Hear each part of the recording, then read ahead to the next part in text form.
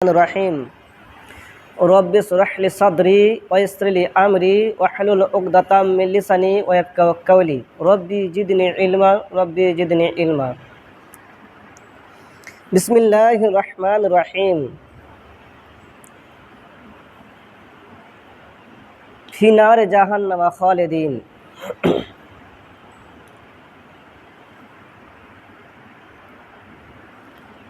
সমস্ত প্রশংসা সেই মহান আল্লাহ তাবারাক ওয়া তাআলার, যিনি আমাদেরকে মাগরিব সালাতের পরে পৃথিবীর শ্রেষ্ঠ জায়গা মসজিদে বসে কোরআন ও নির্ভেজাল হাদিসের আলোচনা করার ও শোনার তৌফিক দান করেছেন। সেই মহান আল্লাহ তাবারাক ওয়া তাআলার প্রশংসা করে সকলে বলি আলহামদুলিল্লাহ। এর পরেই দরুদ ও সালাম বর্ষিত হোক নবী মুহাম্মদ সাল্লাল্লাহু আলাইহি ওয়াসাল্লামের প্রতি। সকলে বলি আল্লাহুম্মা সাল্লি আলাইহি আল্লাহুম্মা বারিক আলাইহি। আপনাদের সামনে যে বিষয়ে আলোচনা করব ইনশাআল্লাহ, সে বিষয়টা হলো জাহান্নাম। ফিনারে জাহান্নামা খালিদিনা, যে মানুষকে এবং জিনকে, তার মধ্যে এখানে মানুষকে উল্লেখ করা হয়েছে যে মানুষকে জাহান্নামে অনন্তকাল থাকতে হবে। কতকাল? আমৃত্যু পর্যন্ত। মানে জাহান্নামে মানুষ চলে গেলে, জাহান্নামের আগেই আল্লাহ তাবারাক ওয়া তাআলা মানুষকে বলবে, এই দেখো তোমার মৃত্যুটাকে তোমার সামনে মেরে ফেলে দিলাম, এরপর তোমার জাহান্নামে ফেলে দেওয়া হলো, এখন তুমি পূর্বে মৃত্যু হবে না। তো জাহান্নামটা পাঠাবে প্রথমে কাকে? আমরা উদ্বোধন বলে একটা শব্দ শুনি কি শুনি না? সব জায়গাতে উদ্বোধন একটা শব্দ শুনি। এই উদ্বোধনটা হলো সূচনা, শুরু করা, কিছুরির মাধ্যম দিয়ে এটা শুরু করা। তো আল্লাহ তাবারাক ওয়া তাআলা জাহান্নামকে দেখা শুরু করেছিলেন ফেরেশতার মাধ্যম দিয়ে, আর জাহান্নামের পেট পূর্বে মানুষের মাধ্যম দিয়ে। তো আল্লাহ তাবারাক ওয়া তাআলা দেখার জন্য উদ্বোধন করেছিলেন ফেরেশতার মাধ্যম দিয়ে। যখন জাহান্নাম তৈরি করে তখন আল্লাহ ফেরেশতাকে বলেছিল জাহান্নামটাকে দেখে এসো যাও। তো ফেরেশতারা জাহান্নামকে দেখে এলো, আল্লাহকে বললো কেমন দেখে তুমি বলো। আল্লাহকে এসে বললো, আল্লাহ জাহান্নাম কেউ যাবে না, জাহান্নাম যেসব জিনিস দিয়ে ঘেরা রয়েছে পৃথিবীর কোনো মানুষই জাহান্নাম যাবে না।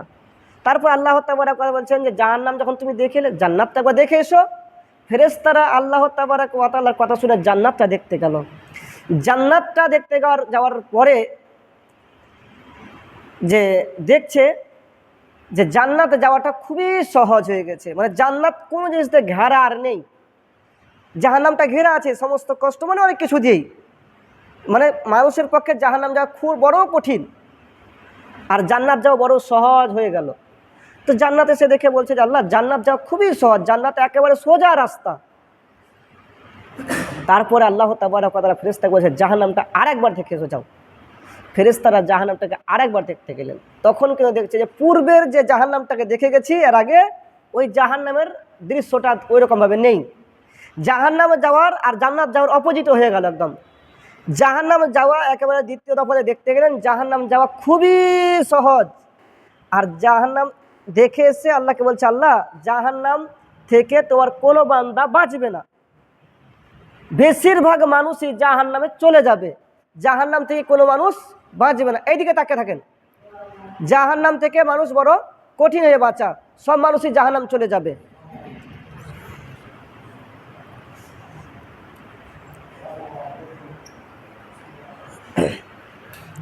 দ্বিতীয় কথা, এইদিকে তাকান, দ্বিতীয় কথা হলো এরপরে যখন জান্নাতটাকে আরেকবার দেখতে পাঠালেন আল্লাহ তাবারাক ওয়া তাআলা, ফেরেশতারা আরেকবার দেখতে গেল। তারপরে জান্নাতটাকে পূর্বের জান্নাতের মতো আর লাগছে না।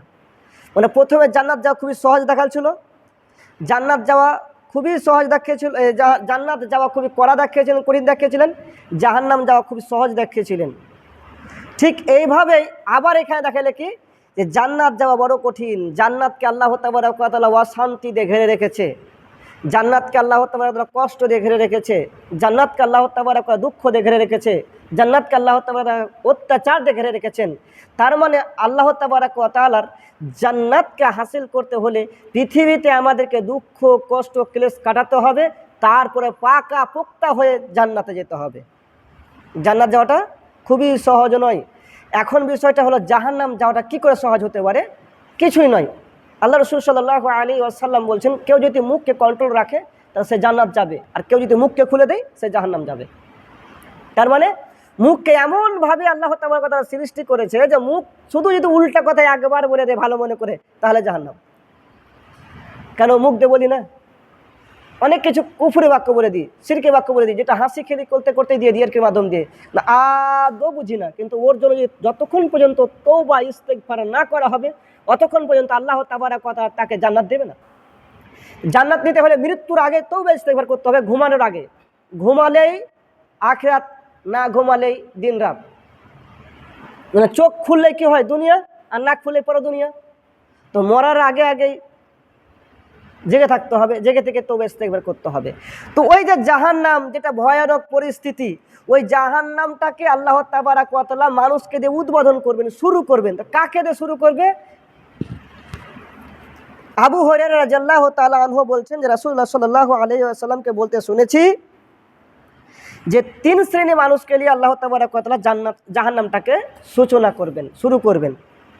প্রাথমিক কালে হিসাব, কিয়ামতের দিন যে হিসাব শুরু হবে তার প্রাথমিক পর্যায়ে কিন্তু হিসাব হবে আদের 3 শ্রেণীর মানুষের। তারা কারা? তারা হচ্ছেন, প্রথম নম্বর যাকে নিয়ে আসা হবে তারা হলো তিনি হলেন যোদ্ধা, শহীদকে নিয়ে আসা হবে। শহীদকে, যিনি দিনের পথে যুদ্ধ করেছিলেন। কিসের পথে? ভালো করে একটু কথাটা ভালো করে খেয়াল করে শুনবেন, বিষয়টা খুবই কঠিন, মানুষ বুঝে না এখন ওটা। দিনের পথে যারা দিন এবং ইসলামকে টিকানোর জন্য ইসলামের নীতিমালা মেনে যারা যুদ্ধ করবে, দিনকে যারা টিকাবে, ইসলামকে যুদ্ধ করার জন্য যখন ফরজ হয়ে যাবে, প্রযোজ্য হয়ে যাবে, তখন কোনো মানুষ যদি জিহাদের জন্য যায়, তার জিহাদের পূর্বে আরও কিছু শর্ত লাগানো হয়েছে, অতক্ষণ পর্যন্ত জিহাদ করতে পারবে না যতক্ষণ পর্যন্ত তার ঈমানের শর্ত পূরণ করতে না পারবে। এবার কোনো মানুষ ভালো করে নামাজই পড়ে না, রোজা করে না, নামাজ পড়ে অথবা রোজা করে, ঈমানের পাকাপোক্তা নেই, ঈমানের ব্যাপারে কোনো অবগতি নেই, ঈমানটা কী জিনিস, কিন্তু জিহাদ করতে গিয়ে মারা গেল। প্রথম কিয়ামতের দিন জান্নাতে যারা যাবে তারা জেহাদিরা, শহীদ ব্যক্তিরা বিনা হিসেবে জান্নাত যাবে। ঠিক অনুরূপভাবে অপরপক্ষে আল্লাহ তাবারক ওয়া তাআলা প্রথম নম্বরে শহীদকে ডাকবে, জেহাদিকে ডাকবে। তোমরা যে পৃথিবীতে মরে গিয়েছিলে তাদেরকে ডাকবে। তাদেরকে আল্লাহ তাবারক ওয়া তাআলা প্রথম যে কাজটা করাবেন সেটা হলো, তোমাদেরকে যেসব নিয়ামতগুলি, তোমাদের যেসব ধন সম্পদগুলি তোমাদেরকে দেওয়া হয়েছিল সে সম্পর্কে অবগত আছে তো? টাকা দিয়েছিল, গাড়ি দিয়েছিল, বাড়ি দিয়েছিল, অর্থ দিয়েছিল, সংসার দিয়েছিল, পরিবার দিয়েছিল, দুনিয়াতে টিকে থাকতে দিয়েছিল, অক্সিজেন দিয়েছিল, চলাফেরা করার ক্ষমতা দিয়েছিল। সমস্ত কিছু একের পর এক শহীদ ব্যক্তিটা আল্লাহ তাবারক ওয়া তাআলাকে বুঝিয়ে দিবে। হ্যাঁ, আপনি আমাকে অক্সিজেন দিয়েছিলেন, আপনি আমাকে জিহাদ করার অর্থ দিয়েছিলেন, আপনি আমাকে ধন দিয়েছিলেন, আমাকে দৌলত দিয়েছিলেন, আমাকে পরিবার দিয়েছিলেন। আমি সমস্ত পরিবার পরিজনকে ছেড়ে তোমার রাস্তায় যুদ্ধ করেছিলাম। যখন সে স্বীকার করবে তখন বলবে, এবার যেগুলি জিনিস তুমি ভোগ করেছিলে তার ব্যাপারে যে অবগত হয়েছ, তার ব্যাপারে তুমি সে তার বিনিময়ে কিছু করেছো? তখন বলবে, আল্লাহ আমি তোমার দিনকে প্রচার প্রসারের জন্য, দিনকে টিকাবার জন্য আমি নিজের দেহটাকে, নিজের রক্তটাকে, নিজের জানটাকে তোমার রাস্তায় কুরবান করে দিয়েছি। কথাগুলি বুঝতে পারছেন? জাহান্নাম উদ্বোধন করবে এবার। তো তোমার দিনকে টিকিয়ে রাখার জন্য, বাতিলদেরকে রুখে দেওয়ার জন্য, দিনের ইসলামকে ওপরে নিয়ে যাওয়ার জন্য, মান মর্যাদাকে রক্ষা করার জন্য আমি নিজের জান, নিজের মাল দিয়ে ছেলেগুলোকে ইয়াতীম করে আজ তোমার নিকটে এসেছি। তখন আল্লাহ তাবারক ওয়া তাআলা বলবে, তুমি আসলে ওই ক্ষেত্রে যুদ্ধ করনি, ওই ক্ষেত্রে তুমি কিন্তু শহীদ হওনি। তুমি চেয়েছিলে, তুমি ভেবেছিলে, তোমার অন্তরে চেয়েছিল যদি আমি যুদ্ধ করতে যে মারা যায় তাহলে আমি শহীদি টাইটেল পাবো, আমাকে মানুষ শহীদ বলে বীর বলবে, এজন্য করেছিলে। তুমি যাও। তখন ফেরেশতাদেরকে আদেশ দিবে, এই লোকটাকে নিয়ে যাও অর্ধমুখী। অর্ধমুখী মানে এই দিক থেকে এই দিকটাকে, এই নাক থেকে শুরু করে এই দিকটাকে মাটি থেকে ছেঁচড়াতে পাটা ধরে থাকতে থাকতে টানতে টানতে ফেরেশতারা জাহান্নামে ফেলে দেবে। কিসে ফেলবে? জাহান্নামে ফেলবে। তার মানে যার বিনা হিসেবে জান্নাত পাওয়ার কথা ছিল সে কিন্তু জাহান্নাম চলে গেল। যার বিনা হিসেবে জান্নাত পাওয়ার কথা ছিল, শহীদরা বিনা হিসেবে জান্নাত যাবে, যার বিনা হিসেবে জান্নাত পাওয়ার কথা ছিল তার উল্টোটা হয়ে গেল। কেন হলো? ইন্নামাল আমালু বিন্নিয়াত। নিয়াতের মধ্যে সরিষা পরিমাণের অহংকার অথবা নিয়াতের মধ্যে লিল্লাহিয়াতের জন্য সরিষা পরিমাণ কোনো আল্লাহ তাবারক ওয়া দিন টিকাবার জন্য কোনো সংকল্প না থাকার কারণে তাকে এত বড় জান দেওয়ার পরেও নিজের সংসারকে ছেড়ে দেওয়ার পরেও, নিজের অর্থ দান করে দেওয়ার পরেও সে লোকটি জান্নাত যেতে পারলো না। দুনিয়াতে যেমন গেল, আখিরাতেও তেমন হয়ে গেল। 2 নম্বর যাকে ডাকবেন তিনি হচ্ছেন আলেম। সে কে? তিনি হচ্ছেন আলেম। তাআল্লামতু ইলমা ওয়া আল্লামতাহু। আলেমকে ডাকবে, আলেমকে ডাকার পরে বলবে তোমাকে এই এই জিনিস দেওয়া হয়েছিল, তোমাকে ব্রেন দান করা হয়েছিল, তোমার স্মৃতিশক্তি দান করা হয়েছিল, তোমাকে মেধা দান করেছিলাম, তোমাকে অনন্তকাল অক্সিজেন দিয়েছিলাম, তোমার পরিবারের জন্য বাচ্চা আহাল দিয়েছিলাম, তোমার রুজি রুটি দিয়েছিলাম, তোমার ইনকামের পথ দিয়েছিলাম, তোমাকে বাড়ি দিয়েছিলাম, তোমার গাড়ি দিয়েছিলাম, তোমার জান দিয়েছিলাম, তোমাকে হায়াত দিয়েছিলাম, তুমি সেই সম্পর্কে অবগত? তখন সে এক বাক্যে স্বীকার করবে। তার বিনিময়ে কি করেছো তুমি? তখন বলবে আল্লাহ আমি কোরআন মাজিদ শিখেছি, কোরআন তেলাওয়াত করেছি, এবং তোমার এই কোরআনটাকে অন্যজনকে আবার শিখিয়েছি, তোমার অন্যজনকে আমি আবার শিখিয়েছি। এই কোরআনটা আমি নিজে পাঠ করেছি, কোরআনটা আমি নিজে শিখেছি, নিজে পড়েছি, অপরপক্ষে তোমার এই কোরআনটাকে আমি মানুষের কাছে পৌঁছে দিয়েছি, মানুষকে শিক্ষা দান করেছি, মানুষকে শিখিয়ে দিয়েছি, এই জন্য তোমাকে তোমার এতগুলি কাজগুলি করেছি। তখন আল্লাহ তাবারক ওয়া তাআলা ওই আলেমকে বলবে আসলে তুমি এই জন্য করনি, তুমি চেয়েছিলে বাহুবা নেওয়ার জন্য, যে এই লোকটা কোরআন তেলাওয়াতে কত সুন্দর, আলেমটার তার গলা কত সুন্দর, তিনি শিখিয়েছেন। আসলে তুমি এই কারণে শিক্ষা দানও করনি এবং নিজের শিক্ষা গ্রহণও করনি। তাকে দিয়ে ফেরেশতাকে বলবে একে ধরো, উল্টা মনে ধরো, মাথাকে ছেঁচেতে ছেঁচেতে মুখের ভারে নিয়ে জাহান্নামে ফিরে দাও। তো জাহান্নাম কাকে উদ্বোধন করলে? এক শহীদ দিয়ে আর এক আলেম দিয়ে। দ্বিতীয় নাম্বার দানবীরকে ডাকা হবে। দানবীর যিনি মানুষকে দান করে। তখন ওই একই হুবহুব আল্লাহ তাবারক ওয়া তাআলা যা শহীদকে দিয়েছিল, জিজ্ঞাসা করা হয়েছিল, যা আলেমকে জিজ্ঞাসা করা হলো, একই কথা আল্লাহ তাবারক ওয়া তাআলা ওই দানবীর ব্যক্তিকে জিজ্ঞাসা করবে, দানী ব্যক্তিকে। তখন সে এক বাক্যে স্বীকার করবে। স্বীকার করার পরে আল্লাহ তাবারক ওয়া তাআলা জিজ্ঞাসা করবে তুমি তার বিনিময়ে কি করেছো? তখন সে বলবে আল্লাহ তোমার দিন টিকাতে গিয়ে তোমার জন্য যেগুলো তুমি বেশি খুশি হও, এমন কোনো ফান্ড, এমন কোনো জায়গা নেই যেখানে আমি দান করিনি।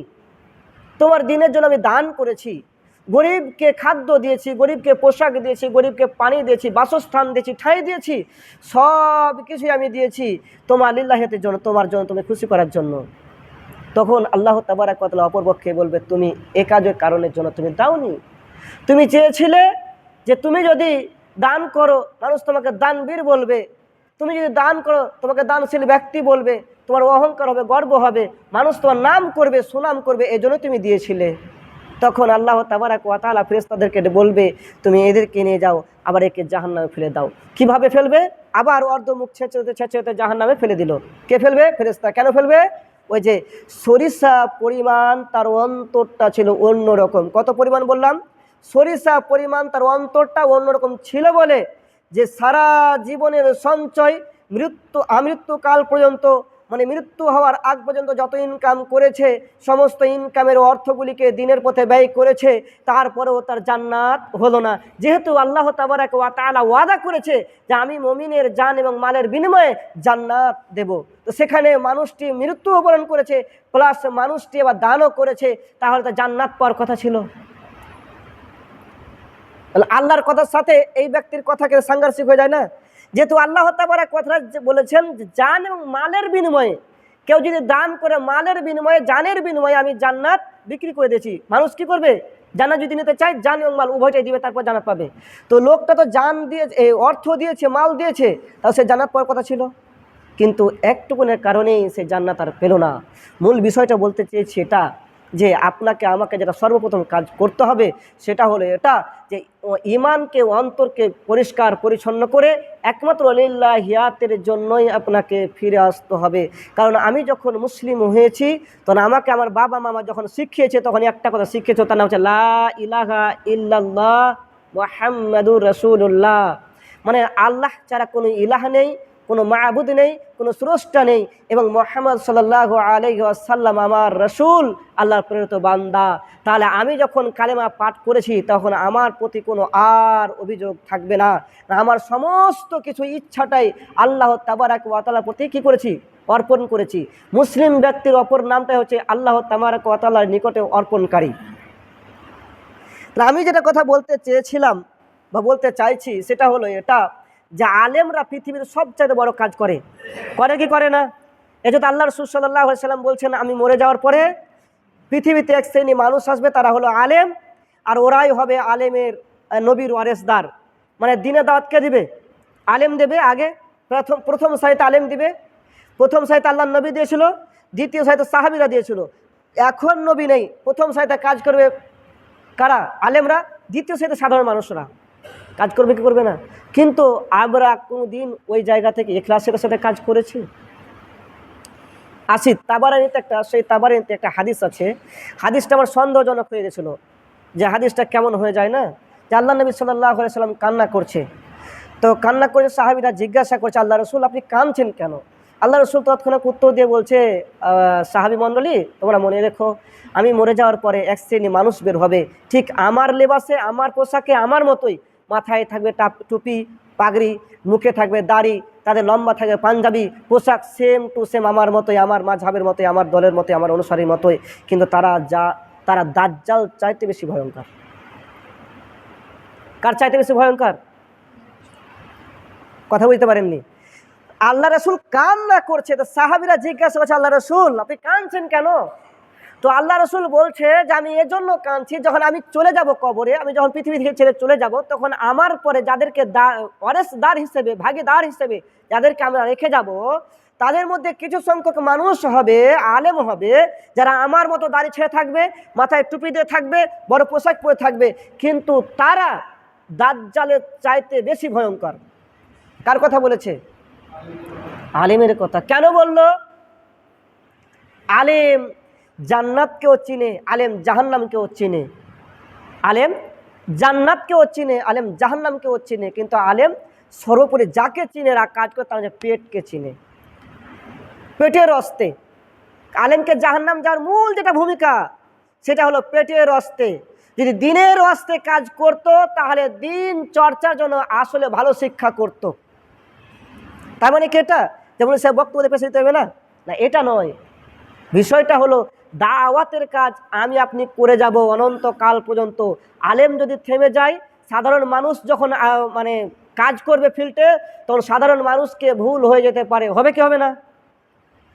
নকশা আমি চিনি, কথা বুঝতে পারলেন না? একজন আমিনকে যদি জমি মাপতে দেন, তাহলে সে ফিতা ফেলে, যদিও নাও ফেলে, তো নকশা দেখে দেখে বলে দিবে যে এই জায়গাটা অমুক জনের, এই জায়গাটা অমুক জনের, অমুক দাগের, বলবে না?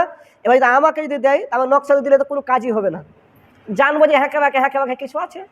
কিন্তু আলেম সমাজ জানে যে পৃথিবীতে আল্লাহর নবী প্রথম যেটা কান্না করেছে জাহান্নাম দেখার পরে, যে যা কবরের ভয়ঙ্কর শাস্তির ভয়ে আল্লাহ রসুল যত কান্না করেছে, তার চাইতে বেশি কান্না করেছিল পৃথিবীর কিছু আলেমকে ভবিষ্যৎ প্রজন্মকে লক্ষ্য করে। কেন? এই জাহান্নামে নিয়ে যাওয়ার জন্য কোনো আলেম হয়তো হেদায়েতের পথে দিকে ডাকবে, আবার কোনো আলেম হেদায়েতের নাম দিয়ে বেহেদায়েতের দিকে ডাকবে। মানুষ হেদায়েতের পথে খুবই আলেম সংখ্যায় কম থাকবে, আর বাতিল হেদায়েতের দিকে মানুষ খুবই বেশি থাকবে। আছে না? আছে না নেই? ছোট্ট একটা কথা বলি আপনাকে। গত সপ্তাহে, তার আগের সপ্তাহে একটা কথা হয়েছিল সম্ভবত মা ফাতেমা নিয়ে। গত সপ্তাহে তো এটা হয়েছিল মা ফাতেমা নিয়ে। তো একজন ব্যক্তি এখান থেকে কথা বলে চলে গেছিল, ওকে রাস্তায় আমি আর আরাফত ভাই ধরেছিলাম। ওকে ধরে যাওয়ার পরে নিজের ভুলটা স্বীকার করছে আগে, যে আপনি কি রাগ টাগ করেছেন আমাদের ওপরে? না, রাগ করিনি, উঠে চলে এসেছিলাম। তো ওটা চলে এসেছিল সেই লেগে। আলেমরাই তো বলে যে মা ফাতেমা, মা ফাতেমা। এবার আপনি বলেন, মানুষ কাকে ফলো করবে? আলেমকে নয়? আলেমকে নয়? তা আলেম যে মা ফাতেমা বলছে, আমি কেন বলবো না? এমনও কথা একটা অভিযোগ করেছে যে আলেমরা এটাও বলেছে যে আদমকে যখন সৃষ্টি করা হয়, তখন আল্লাহ তাবারাক ওয়া তাআলা মাছকে জিজ্ঞাসা করেছিল যে আদমকে সৃষ্টি করব, তোর মাছে বলেছিল যে ওকে তো খেয়ে নিবে মাছে। এটা কে বলেছে? আলেম বলেছে। সাধারণ মানুষ শুনলো কোথা থেকে? আলেম থেকে। তাহলে এরা এমনই আলেম, এদের বেশভূষা, মাথায় পাগড়ি, দায়ে টুপি দেখবেন আমাদের থেকে অনেক উন্নত। 3 তলা টুপি হবে অথবা পাগড়ি খুব লম্বা হবে। এদের দেখে তো মানুষ পথভ্রষ্ট হয়ে যাচ্ছে। হচ্ছে না? হচ্ছে কি হয় না? ওদের জন্যই কান্না করেছে। এরা দাজ্জাল চাইতে বেশি ফিতনা, এরা মুসলিমের বেশে, এরা আলেমের বেশে, এরা ভালো মানুষের বেশে মানুষের ক্ষতি করবে, মানুষকে খারাপ পথে ডাকবে। দাজ্জাল এটা ইতিহাস রেকর্ড আছে, আগামী দিন থেকে, ভবিষ্যতের দিন থেকে দাজ্জাল ইতিহাস রেকর্ড আছে যে ভবিষ্যতের দিন থেকে শুরু করে নিয়ে কিয়ামত পর্যন্ত দাজ্জালের কথা আজও চর্চা হয়। দাজ্জাল এক চোখওয়ালা হবে, দাজ্জাল এক চোখওয়ালা হবে, দাজ্জাল মানুষকে ফিতনা ছড়াবে, দাজ্জাল রব দাবি করবে, মানুষকে জান্নাত দেখাবে, মানুষকে জাহান্নাম দেখাবে। এটা জানি কি জানি না? জানি না। আলেম কি জান্নাত দেখাবে? জানা আছে? নেই। তার মানে এই লোকটা ভালো মানুষের বেশ ধরে, এই লোকটা ভালো মানুষের বেশ ধরে মানুষকে পথভ্রষ্ট করবে, যেমন করে পথভ্রষ্ট ইবলিস করেছিল আদম এবং হাওয়াকে। কাকে করেছিল? কেন? লম্বা লম্বা দাড়ি ছেড়ে সুন্দর হয়ে জান্নাতের এক কোণে গিয়ে হাওয়া আলাইহিস সালামের কাছে কান্না করছেন ইবলিস। ইবলিস বলছে আমি তোমার জন্য কান্না করছি। হাওয়া আলাইহিস সালাম জিজ্ঞাসা করছে আপনি কান্না করছেন কে, আপনি কে? তখন ইবলিস বলছে আমি আপনার জন্য কান্না করছি, আপনার শুভাকাঙ্ক্ষী, আমি আপনার হিতাকাঙ্ক্ষী। কেননা আপনাকে আল্লাহ তাবারক ওয়া তাআলা জান্নাতে রেখেছে। তো ওই যে ফলটার গাছ দেখতে পাচ্ছেন, ওই গাছে কেন যেতে মানা করেছেন জানেন? ওই গাছের ফল যদি খেয়ে নেন তারপরে অনন্তকাল চিরদিন পর্যন্ত জান্নাতে থেকে যাবেন। আর আপনাকে আল্লাহ তাবারক ওয়া তাআলা জান্নাত থেকে বের করবে, এই জন্যই ফল খেতে নিষিদ্ধ করেছে। কে বলছিল? কে বলেছে? ইবলিস। কিভাবে? মেয়েরা খুবই বুঝে, ছেলের চাইতে মেয়েরা একটা জিনিস বেশি বুঝে। চোখের পানি যদি কোনো মানুষের বেরিয়ে যায় তাহলে ও আর হৃদয় খুলে দিয়ে দিলে এরকম। তো ইবলিস কাঁদো কাঁদো অবস্থায় বলেছিল, তা হাওয়া ফুটে গিয়েছিল। হাওয়া কী হয়েছিল? মন গলে গিয়েছিল, এক পর্যায়ে খেয়ে ফেললো। কে এটা কাজ করলো? কার ধোকাতে পড়ে করলো? ইবলিসের। ইবলিস কি বেশে গেছিল? ভালো মানুষের বেশে। কার কাছে গেছিল? ভালো মানুষের কাছে। মানে ভালো মানুষের কাছে ভালো মানুষের বেশ ধরে ওই শয়তানটা এসেছে। ঠিক অনুরূপভাবে মানুষের সমাজে মুসলিমের কাছে ওই রকমই আলেম, ওই রকমই দাজ্জাল পৃথিবীতে আসবে, আসছে যুগে যুগে, এখনও আসবে, বর্তমান আছে। তাদের ফিতনায় পড়ে গিয়ে অনেক উল্টাপাল্টা কাজ করছি, যেটা আদৌ সহি নয়। ছোট্ট একটা কথা বলে শেষ করবো, যেহেতু বক্তা এখনও আসেনি, বেশি লম্বা করব না। আল্লাহ যদি আশায় ইনশাল্লাহ দেখাও করতে পারে, এরকম একটা ভাবনা চিন্তা রাখছি। ওয়াকুল্লু বিদা ওয়াকুল্লু বিদআতিন জালালা ওয়াকুল্লু জালালাতিন ফিন্নার। এই কথাটা, এই হাদিসটা তো বক্তব্যের মাধ্যমে শুনি না? এটা হাদিস না খুতবা? কি বলেন তো? এটা হাদিস না খুতবা? আদৌ মানুষ জানি না এটা হাদিস নাকি খুতবা।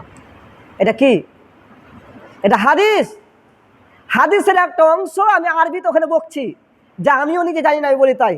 কথা বুঝতে পেরেছেন? শ্রোতা তো বুঝতে পারছেন বাসের কথা। ওয়াকুল্লু বিদআতিন জালালা ওয়াকুল্লু জালালাতিন ফিন্নার। বলছে আল্লাহ, এখানে আল্লাহ নবী সাল্লাল্লাহু আলাইহি ওয়াসাল্লাম বলছেন যে প্রত্যেক বেদাতটা হলো একটা পথভ্রষ্ট। বেদাতটা কি? পথভ্রষ্ট। আর প্রত্যেকটা পথভ্রষ্ট কি? ফিন্নার শব্দ, নার কথা অর্থ কি? জাহান্নাম। তো প্রত্যেকটা বেদাতকারী পথভ্রষ্ট, আর প্রত্যেকটা বেদাতকারী পথভ্রষ্ট ব্যক্তি হলো জাহান্নামী। এখানে যেটা কথা বলতে চাইছি, অনেক আলেম বলে বেদাত দুই প্রকার, বেদাতে হাসানা আর বেদাতে সাইয়্যা। সাইয়্যাটা করা যাবে না, হাসানাটা করা যাবে। এটা উত্তম, এটা উত্তম নয়। বেদাতে হাসানা আর বেদাতে সাইয়্যা। সাইয়্যাটা করা যাবে না, হাসানাটা করা যাবে, এটা উত্তম। বিদাতটা কি আগে বলেন তো দেখি। যেখানে আল্লাহ নবী সাল্লাল্লাহু আলাইহি ওয়াসাল্লাম প্রত্যেক বেদাতকারীকেই পথভ্রষ্ট এবং জাহান্নামী বলছেন, তো সেখানে হাসানা আর সাইয়্যা বলে আর কোনো কিছু আছে? বিষয়টা বুঝতে পারলেন না? আল্লাহ তাবারক ওয়া তাআলা তিন শ্রেণীর মানুষকে জাহান্নামে প্রথম দিয়ে উদ্বোধন করবে। তিন শ্রেণীর মানুষকে। এখন কিন্তু ওই তিনটাই লোক থাকে, যদি বলি সব লোক থেকে জাহান্নামী, কথাটা ভুল হবে কি? হ্যাঁ, তিনজনই তো ব্যক্তি আছে, তিনজন ব্যক্তি আছে, তিনজনই জাহান্নামী, মানে ওই সবটিকে জাহান্নামী। তো সবটি জাহান্নামী কথা অর্থটাই হলো যে তিনজন ব্যক্তি কিন্তু সবাই জাহান্নামে যাবে। তো ওয়াকুল্লু বিদআ, প্রত্যেকটা বিদআ, হাসানা বা সাইয়্যা বলে উল্লেখ নেই। প্রত্যেকটা বিদআতই হলো পথভ্রষ্ট, আর প্রত্যেকটা পথভ্রষ্টই হলো জাহান্নামী। দানবীর দান করেছে বেদাতি কাজে, আলেম সমাজ মানুষকে ডেকেছে বেদাতি কাজে, শহীদ ব্যক্তি কাজ ভুল পথে জেহাদ করেছে, বেদাতি কাজে জেহাদ করেছে বলেই তে জাহান্নামী। জেহাদের প্রথম পর্যায়ে যেটা হবে সেটা হলো নাফসের সাথে, তাগুতের সাথে, অন্তরে যে শয়তানের ওয়াসওয়াসা তার সাথে যুদ্ধ করতে হবে। কিন্তু সে ভুল করেছে বলে চলে গেছে ওখানে। এটা আপনাকে বলতে পারবেন না যে এটা বেদাত সাইয়্যা বা হাসানা।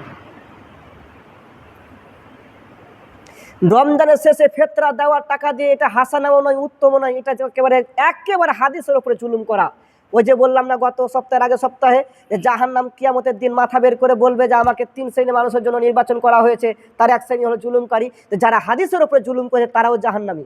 তারা আলেম হোক, জালেম হোক, সর্দার হোক, মরল হোক, সাধারণ হোক, যারা হাদিসের উপরে জুলুম করেছে তারা জাহান্নামে যাবে, ঠেকাতেই পারবে না।